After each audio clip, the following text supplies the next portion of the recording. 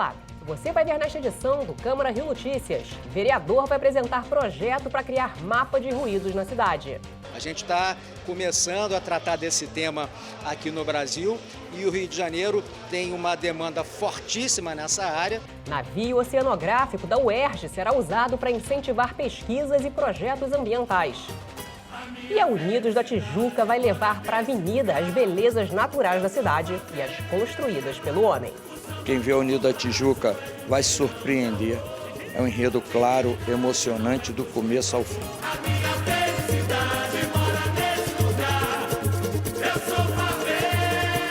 Não saia daí, a gente volta já.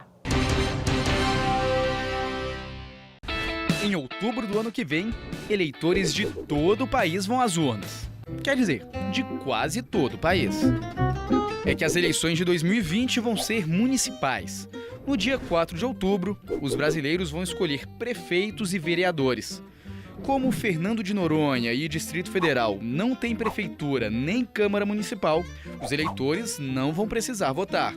Os brasileiros que residem no exterior também não votam em pleitos municipais. Quem mora nessas localidades só participa das eleições gerais, quando são escolhidos deputados, senadores, governadores e presidente da República.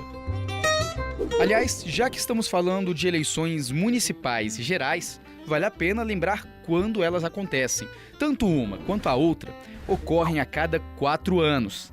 Mas atenção para um detalhe muito importante. Elas nunca coincidem. Para ficar mais fácil, ano que vem, em 2020, vamos ter eleições municipais. Já as eleições gerais vão ser apenas em 2022. Isso quer dizer que os brasileiros votam de 2 em 2 anos. Menos, é claro, quem mora no Distrito Federal, em Fernando de Noronha ou no exterior, que participa apenas das eleições gerais.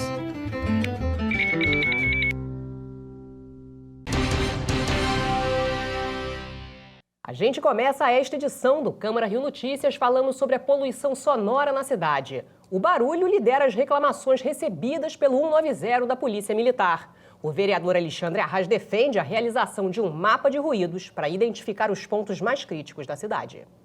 Ele faz parte do cotidiano de muita gente que mora nas grandes cidades. Está nas ruas, nas praças, bares e restaurantes. E no trânsito, então, nem se fala. Em alguns momentos, chega a ser insuportável. O barulho me incomoda bastante, buzina, assim, principalmente, né? Quando em avenida grande, eu moro numa avenida mais ou menos movimentada, cara, é horrível para dormir, assim. Não tem hora, assim, acho que depende um pouco do lugar na cidade.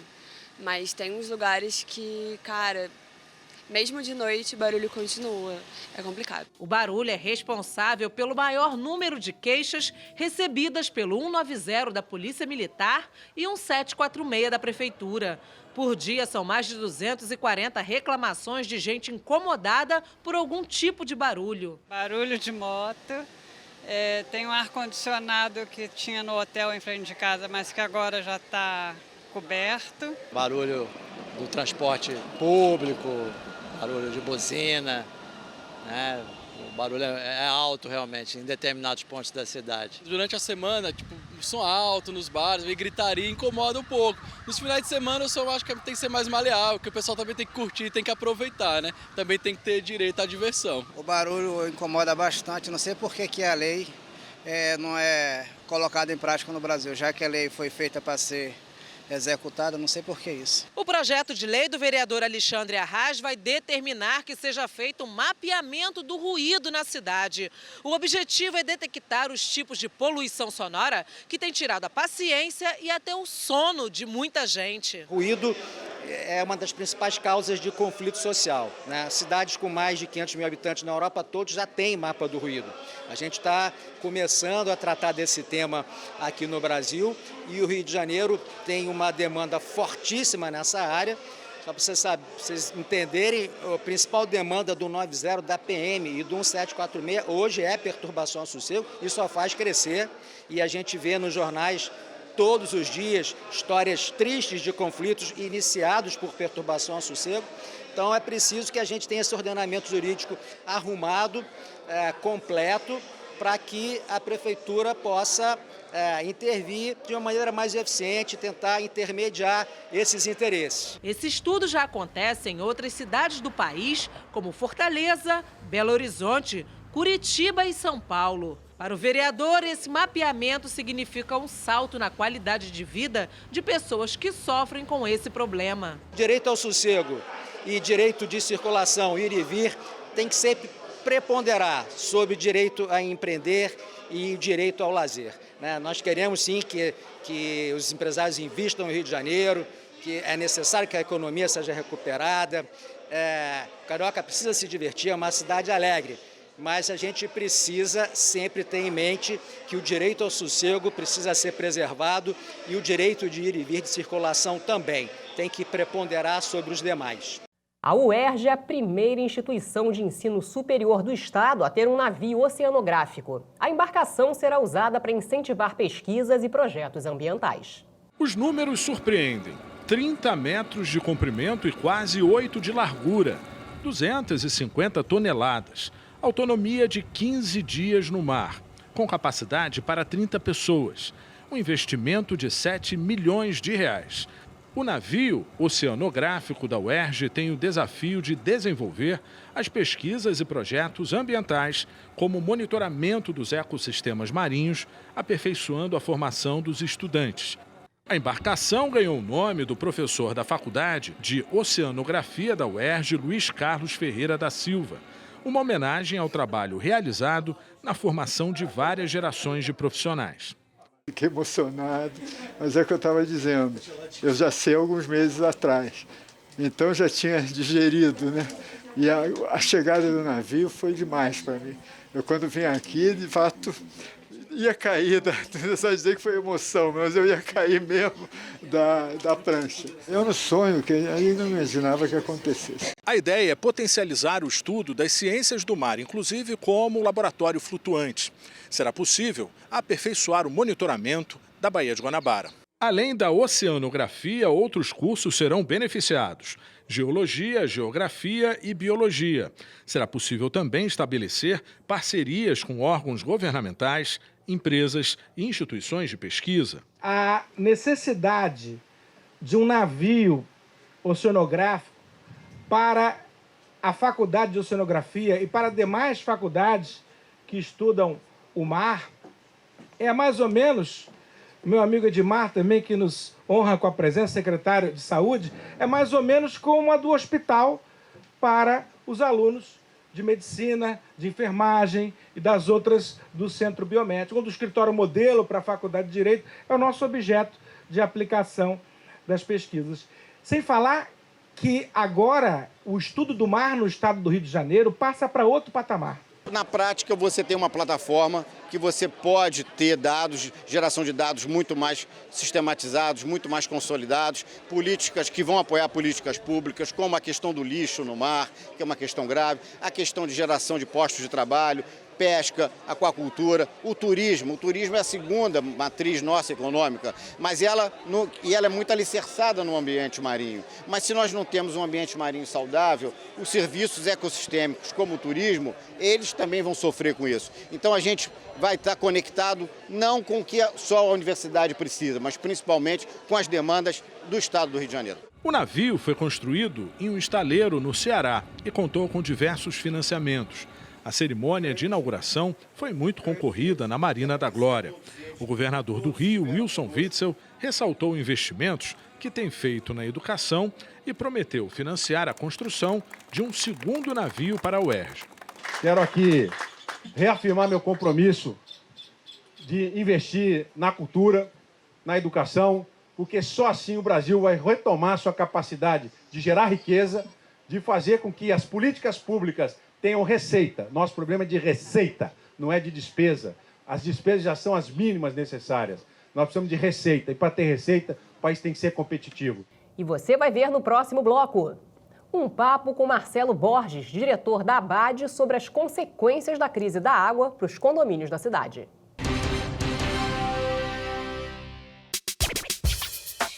Uma conversa sobre os principais assuntos da cidade. Fique por dentro das opiniões de especialistas e pesquisadores. Rio em Pauta. toda sexta, às 14h. Uma semana após o início da aplicação de carvão ativado na estação de tratamento do Guandu, os moradores ainda reclamam das condições da água. A crise alterou a rotina de muitos condomínios. E para falar sobre essa nova realidade, eu converso agora com Marcelo Borges, que é diretor de condomínio e locação da Abade. Marcelo, seja bem-vindo e eu gostaria de começar perguntando o que deve ser feito com a água armazenada tanto nas cisternas quanto nas caixas d'água. Na verdade, esse problema da água afetou todo mundo, o Rio de Janeiro, e de forma surpreendente, né? Ninguém esperava por isso. Os condomínios tinham suas águas armazenadas, estavam utilizando elas normalmente, como sempre faziam, e agora foram surpreendidos com uma água com condições aparentemente não próprias para o consumo humano.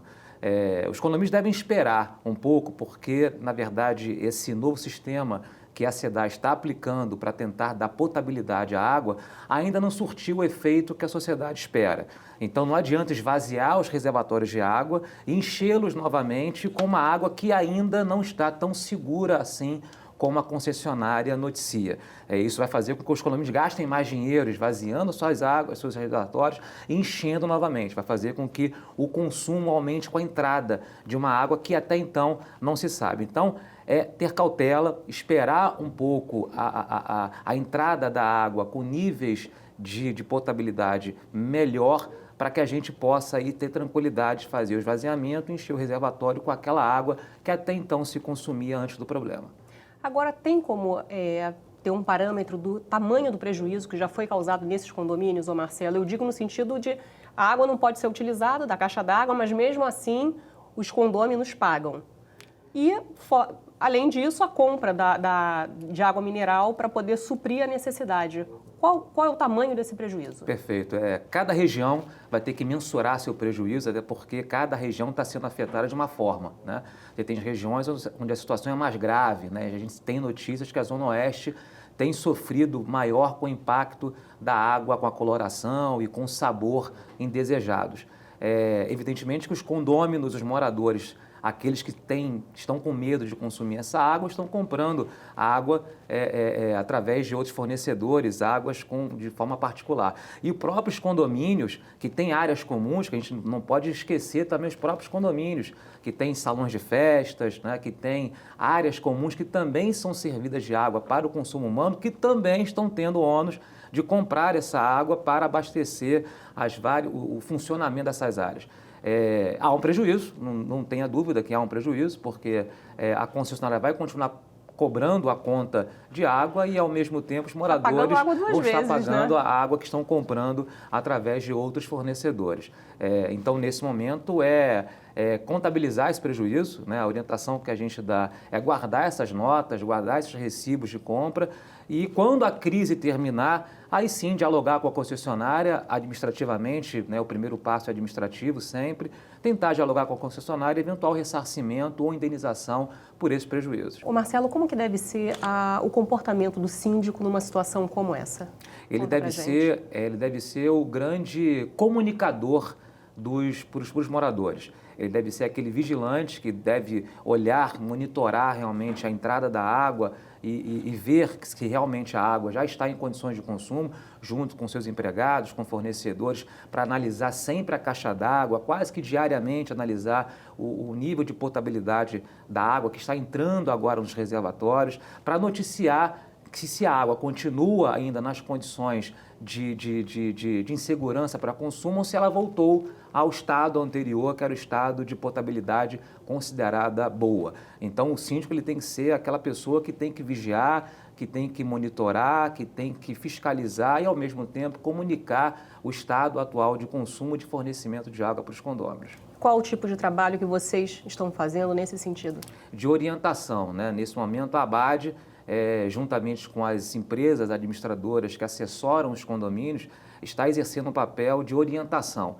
Orientar o que deve ser feito, orientar no sentido de que cada síndico, cada condomínio possa realmente se posicionar no sentido de ser ressarcido dos custos que eventualmente venham experimentar ou estejam experimentando, e orientar também o síndico na postura de comunicar com seus moradores, de ser uma pessoa que vai realmente definir o que vai ser feito no condomínio ou em cada unidade habitacional quando essa crise passar. Então, nós estamos exercendo agora um papel total de orientação. Muito obrigada, Marcelo. Nada, foi um grande prazer. Carnaval 2020. A Unidos da Tijuca vai levar para a Avenida este ano um enredo sobre as belezas do Rio de Janeiro, tanto as naturais quanto as que foram produzidas pelas mãos do homem.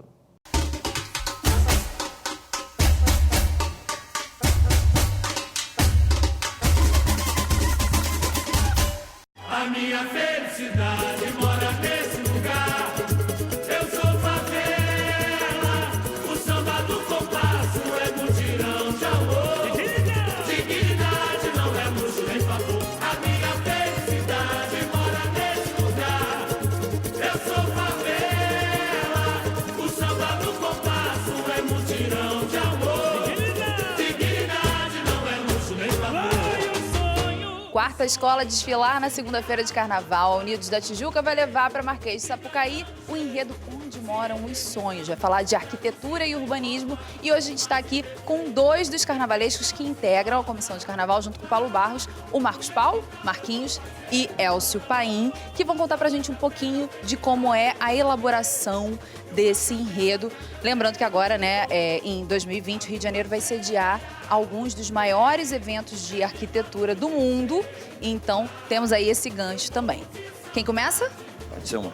Bom, a gente começa o desenvolvimento do enredo mostrando as construções que estão aí eternizadas, né, os patrimônios culturais da humanidade, que carregam em suas paredes os traços da humanidade, né? A gente começa contando essa história, aí passa pelos estilos arquitetônicos que estão no nosso país, né? A gente começa desde a da arquitetura indígena, aí passa pela arquitetura do Brasil Colônia, Brasil Império, Brasil República, as mais atuais, aí a gente chega nas mazelas, no que o homem causa com a ocupação desordenada.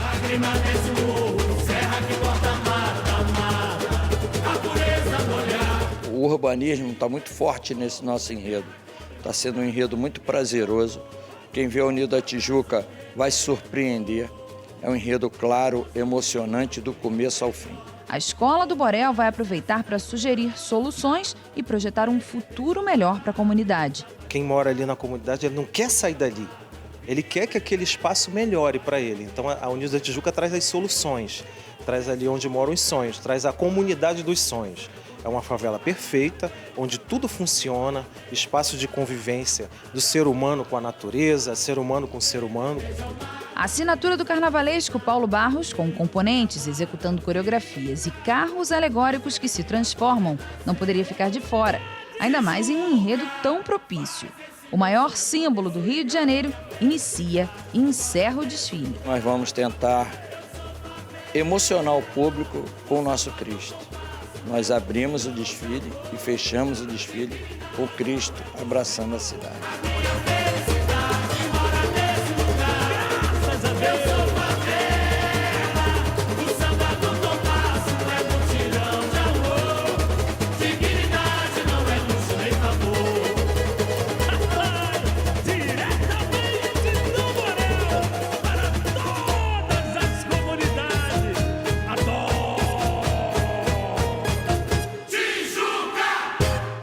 Câmara Rio Notícias fica por aqui. Acompanhe nossa programação também nas redes sociais. A Rio TV Câmara está no YouTube, no Facebook, no Instagram e também no Twitter. Obrigada pela companhia. Amanhã a gente se vê.